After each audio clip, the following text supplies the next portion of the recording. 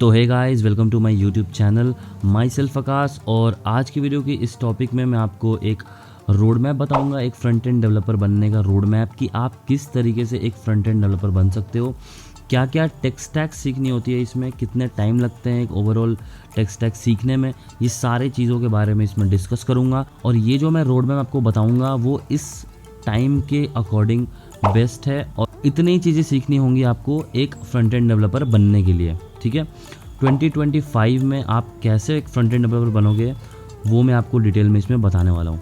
तो अगर आप चैनल पे नए आए हो तो सब्सक्राइब करके बेल आइकन प्रेस कर लेना, ताकि मैं वेब डेवलपमेंट के बारे में जो भी चीज़ें अपलोड करूँ आपको नोटिफिकेशन मिल जाए। तो चलो कंपोनेंट्स नहीं, एक एक्सपीरियंस बिल्ड करते हैं। तो देखो, सबसे पहले मैं आपको स्क्रीन पे लेके आ गया हूँ, जहाँ पे मैंने एक फुल रोड मैप बनाया हुआ है कि आपको क्या क्या सीखना है इस टाइम के अकॉर्डिंग, आज के मार्केट के अकॉर्डिंग। ठीक है, 2025 में तो आपको इतनी चीज़ें सीखनी है और आप एक अच्छे फ्रंट एंड डेवलपर बन सकते हो 2025 में। ठीक है, तो देखो, वेब डेवलपमेंट में दो फेज़ होते हैं, एक तो फ्रंट एंड डेवलपमेंट, दूसरा back and development. Front end development वो फेज़ होता है जिसमें यूज़र एक्सपीरियंस करता है, यूज़र देखता है, जो यूज़र को दिखता है वो चीज़ें फ्रंट एंड डेवलपमेंट होती हैं। बैक एंड डेवलपमेंट होता है जो यूज़र को नहीं दिखता, जो बैक एंड से डेटा वगैरह आते हैं, जो भी चीज़ें होती हैं, लॉजिक लिखी जाती है वहाँ पे। ठीक है, तो जैसे आप ये स्क्रीन देख रहे हो, कैनवा मैंने ओपन करके रखा है। यहाँ पे जो हेडर दिख रहा है आपको, साइड बार दिख रहा है, जो कलर्स दिख रहे हैं, जो भी चीज़ें हो रही हैं, यहाँ क्लिक करने पे ये एक ड्रॉप डाउन आ रहा है, तो ये सारे काम फ्रंट एंड डेवलपर करता है। तो इसको थोड़ा डिटेल में समझ लेते हैं कि फ्रंट एंड डेवलपर का काम होता क्या है बेसिकली।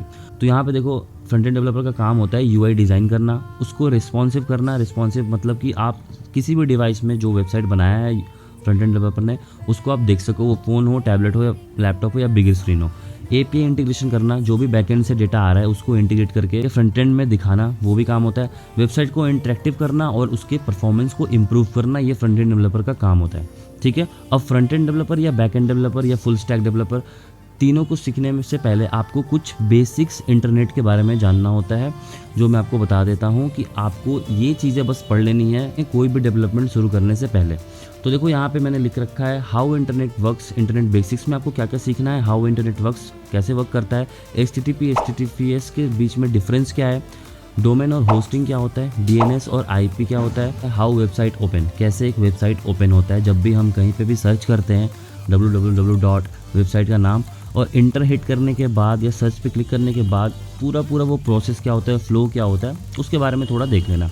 ठीक है, उसके बाद हमारा आता है फ्रंट एंड डेवलपर का स्टार्टिंग, जहाँ पे हमें तीन चीज़ें मेन सीखनी होती है स्टार्टिंग में, जो ये मेन पिलर होता है फ्रंट एंड डेवलपमेंट का, HTML CSS और जावास्क्रिप्ट। ठीक है, अब HTML CSS जावास्क्रिप्ट आपको सीखना है, तो किस तरीके से सीखना है, कितने दिन में सीखना है, वो मैं आपको बताता हूँ।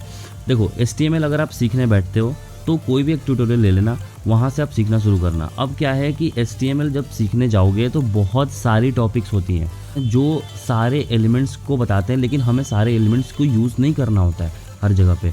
तो HTML में पूरा टाइम मत देना कि पूरा HTML ख़त्म ही कर लूँगा ना तभी मैं CSS में जाऊँगा या जावास्क्रिप्ट में जाऊँगा, ये गलती मत करना। अब आपके मन में ये भी होगा कि मेरे को पता कैसे चलेगा कि HTML में सीखना क्या क्या चीज़ है, CSS में क्या सीखनी है, जावास्क्रिप्ट में क्या सीखना है। तो टेंशन मत लो, इससे रिलेटेड मैं वीडियो अपलोड करूँगा। नेक्स्ट वीडियो मेरी यही होने वाली है कि सारे टेक्स्ट जो इसमें बता रहा हूँ उसमें आपको क्या क्या चीज़ें सीखनी है।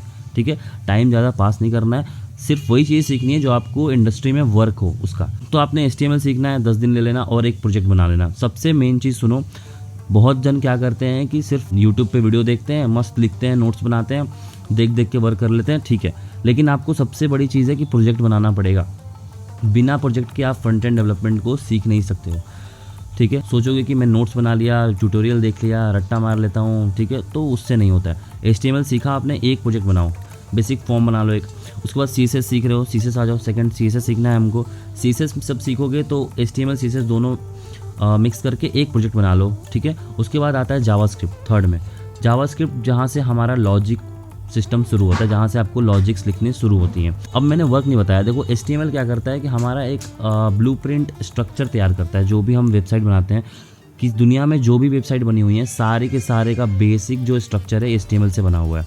अगर CSS हटा दो, जावास्क्रिप्ट हटा दो, तो कुछ नहीं बचता है उसमें। ठीक है, तो बेसिक स्ट्रक्चर हमारा बनाता है HTML। CSS क्या करता है, उसमें स्टाइलिंग ऐड करता है। स्टाइलिंग ऐड करता है मतलब कि जो ऊपर बॉक्स शैडो देख रहे हो, जो कलर देख रहे हो, बटन का जो कलर देख रहे हो, ये सारे CSS की वजह से हुई हैं। तीसरा आता है जावास्क्रिप्ट। जावास्क्रिप्ट क्या करता है कि वेबसाइट को इंटरैक्टिव बनाता है। ये क्लिक पे जो हमारा ड्रॉप डाउन आ रहा है या क्लिक पे कोई एक्शन परफॉर्म हो रहा है वो जावास्क्रिप्ट करता है हमारा। तो ये तीनों इसीलिए बोलते हैं इसको बेसिक पिलर्स, जो इसका कॉन्सेप्ट अच्छे से होना चाहिए। जावास्क्रिप्ट को सीखने में आप 2 महीने ले सकते हो, 1 महीने में बेसिक सीख जाओगे जावास्क्रिप्ट, ठीक है। तो उसके बाद इन तीनों को मिला के एक प्रोजेक्ट बना लेना। प्रोजेक्ट्स हर स्टैक पे कौन कौन से बनाने हैं इस पे भी मैं वीडियो लेकर आऊँगा नेक्स्ट वाला, ठीक है। तो ये हमारा हो गया बेसिक चीज़ें, 3 चीज़ें सीख लिया आपने, 3 से उसके बाद आपको थोड़े बहुत देख लेने हैं पैकेजेस मैनेजर। ये क्या करते हैं, ये पैकेजेस मैनेजर होते हैं जो कि किसी भी थर्ड पार्टी लाइब्रेरी को, थर्ड पार्टी पैकेज को इंस्टॉल करने में हेल्प करते हैं। तो इसमें ज़्यादा टाइम नहीं देना है, वो एक दिन में आप 1-2 घंटे का चीज़ है। यहाँ मैंने 2 पॉइंट नोट किया है पैकेजेस मैनेजर में, एक NPM और एक यार्न, ठीक है। मैंने NPM यूज़ किया है, आपको जो अच्छा लगे दोनों में से आप एक इसके बारे में पढ़ सकते हो, ठीक है। ज़्यादा बड़ी चीज़ नहीं है ये। 5th आता है हमारा वर्जन कंट्रोल। वर्जन कंट्रोल्स क्या करते हैं, जो भी आप कोड लिख रहे हो लोकल में, लोकल मतलब VS कोड में जो भी आप कोड लिख के वेबसाइट बना रहे हो जहाँ पे, तो उसको आप ऑनलाइन पुश कर सकते हो, ऑनलाइन स्टोर कर सकते हो, गिटहब में या गिटलैब में, बिटबकेट में, कोई भी तीनों में से एक यूज़ कर सकते हो। किसी पे भी एक अकाउंट बना लो अपना, उसके बाद जो भी आप कोड लिख रहे हो उसको आप एक फोल्डर बना के गिटहब पे रख सकते हो, ताकि नेक्स्ट कभी भी काम हो आपको कोड का तो वहाँ से आप ले सको। क्या चेंजेस कर रहे हो, चेंजेस को भी ट्रैक कर सकते हो, कल को क्या चेंज किया, आज क्या चेंज किया, किसने चेंज किया, सारी चीज़ें यहाँ पे देख सकते हो। टीम के साथ कोलैबोरेट करना है, किसी कंपनी में जाते हो तो वहाँ पे भी वहाँ यूज़ होता है इस सारी चीज़ का। तो ये वर्जन कंट्रोल इसलिए बहुत इंपॉर्टेंट है और इसको सीखने में 4-5 दिन लगेंगे। आप इसको तभी सीख पाओगे अच्छे से जब इसको करोगे, वर्क करोगे, पढ़ने से नहीं सीख पाओगे। आप जब प्रोजेक्ट बनाना, ठीक है, तो उसको पुश करना, ऐड करना, कमिट करना, पुल करना, ये सारी चीज़ें क्या होती हैं, कैसे लोकल से ऑनलाइन वहाँ पे जाएगा आपका कोड, ये सारी चीज़ तभी सीख पाओगे आप। 6th आता है हमारा UI टूल किट, जिसको आप 1 से 2 मंथ सीखने में लग सकते हैं।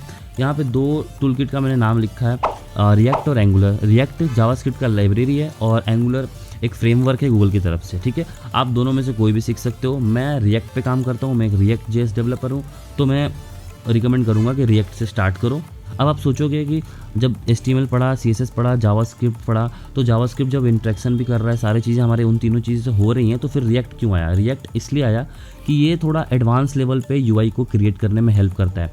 इसमें क्या कर सकते हो आप कि आपको कोड रिपीटेशन बहुत कम होती है। आप इसको रीयूजेबल कंपोनेंट बना के इसमें यूज़ करते हो, जैसे एक कंपोनेंट बनाया उसको बहुत सारी जगह यूज़ कर सकते हो, और ये थोड़ा फास्ट है और भी बहुत सारी चीज़ें इसमें बेनिफिट्स आपको मिल जाती हैं। इसीलिए रिएक्ट पढ़ना होगा, या फिर इसीलिए कोई भी UI टूल किट, एक लाइब्रेरी, एक फ्रेमवर्क, कोई भी दोनों में से आप पढ़ लेना, ठीक है। इसको 1 से 2 महीने लगेंगे अच्छे से पढ़ने में, ठीक है। उसके बाद एक CSS प्री प्रोसेसर पढ़ सकते हो, जिसमें कि 2 पॉइंट यहाँ पे लिखी हुई है मैंने, सास और लेस। CSS प्री प्रोसेसर क्या होता है, बेसिकली CSS हम लिखते हैं, उसका एक एडवांस वर्जन होता है, इफेक्टिव वे में CSS को लिखने में हेल्प करता है ये। इसमें हमें 2-3 चीज़, इसमें हमें बहुत सारी बेनिफिट्स मिल जाती हैं, जैसे वेरिएबल बनाना, नेस्टिंग में CSS लिखना, और भी बहुत सारी चीज़ें, मिक्सिंग्स वगैरह, बहुत सारी चीज़ें इसमें पढ़ोगे तो आपको पता चलेगा। तो मैं सास यूज़ किया हूँ, तो रिकमेंड करूँगा सास पढ़ना, क्योंकि जैसे कि एक एग्जांपल मैं आपको बता देता हूँ।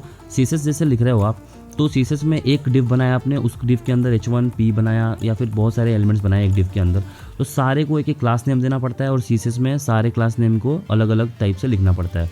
लेकिन नेस्टिंग का एक फीचर देता है सास हमें, तो क्या करना पड़ता है, एक मेन डिव को हमने क्लास दिया, उस क्लास को हमने वहाँ पे CSS में लिखा, और उसके ब्रैकेट्स के अंदर में ही हम H1P1 देके डायरेक्ट स्टाइलिंग कर सकते हैं नेस्टिंग टाइप से। आई होप समझ गए होगे, नहीं समझ में आएगा कोई दिक्कत नहीं, आप देख लेना ट्यूटोरियल, कोई भी समझ जाओगे। उसके बाद 8th पे आता है CSS फ्रेमवर्क। CSS के फ्रेमवर्क होते हैं जो हमने CSS सीखा, SSS सीखा, इससे भी एडवांस लेवल पे, इससे भी इफेक्टिव वे में, इससे भी ज़्यादा बेनिफिट्स के साथ हम इजी तरीके से ये फ्रेमवर्क अगर पढ़ लोगे आप, तो आप CSS लिख सकते हो। बूटस्ट्रैप तो मान लो कि जावास्क्रिप्ट के बाद भी आप एक छोटा सा पढ़ सकते हो बूटस्ट्रैप, और एक प्रोजेक्ट बना सकते हो। लेकिन एडवांस लेवल पे टेलविंड CSS चल रहा है अभी, जो कि मार्केट में डिमांड है इसका, टेलविंड CSS का। CSS फ्रेमवर्क में क्या है कि आप स्क्रैच से CSS नहीं लिखते हो, CSS लिखा हुआ रहता है, जस्ट आपको इनको इंस्टॉल करके, इनके क्लासेस यूज़ करके आप इनलाइन CSS ही लिख सकते हो आप, ठीक है। और इसके लिए आपको अलग फाइल नहीं बनानी होती, ना ही उसको लिंक करना पड़ता है, ना ही बहुत सारे कोड लिखने पड़ते हैं, बहुत छोटे से कोड में ही आपका सारा CSS हो जाता है। तो ये बहुत बढ़िया बेनिफिट है। तो CSS फ्रेमवर्क आप पढ़ लेना, टेलविंड CSS, ठीक है। उसके बाद आता है टाइपस्क्रिप्ट 9th पे। टाइपस्क्रिप्ट क्या है कि जावास्क्रिप्ट का एक एडवांस वर्जन है, जो कि जावास्क्रिप्ट के कोड को और इफेक्टिव वे में लिखने में हेल्प करता है।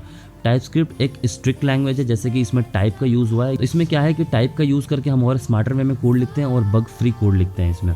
तो ये पढ़ लेना, इसमें 15 से 20 दिन लगेंगे, आप इस टाइपस्क्रिप्ट को सीख जाओगे, ठीक है। उसके बाद आपको पढ़ना है Next.js। ये एक रिएक्ट का फ्रेमवर्क है वर्सल की तरफ से, जो कि बहुत सारी चीज़ें प्रोवाइड करता है हमें और UI को और भी नेक्स्ट लेवल पे क्रिएट करने में हेल्प करता है। जैसे ये सर्वर साइडेड होता है, रिएक्ट हमारा क्लाइंट साइडेड है, SEO फ्रेंडली भी होता है, जो भी आप वेबसाइट बना रहे हो उसका SEO और भी बेटर होगा।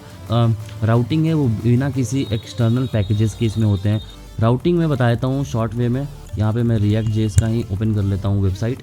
राउटिंग बेसिकली क्या होता है कि एक पेज से दूसरे पेज पे जाने के लिए, जैसे अभी हम react.dev पे हैं, यहाँ पे जब क्लिक किया हमने तो यहाँ पे देखो राउटिंग करके दूसरे पेज पे चले गए। तो इसके लिए React में क्या होता है, पैकेज इंस्टॉल करना पड़ता है, लेकिन ये Next.js इनबिल्ट देता है हमें। तो ये सारे फंक्शनैलिटी होती है इसमें Next.js में।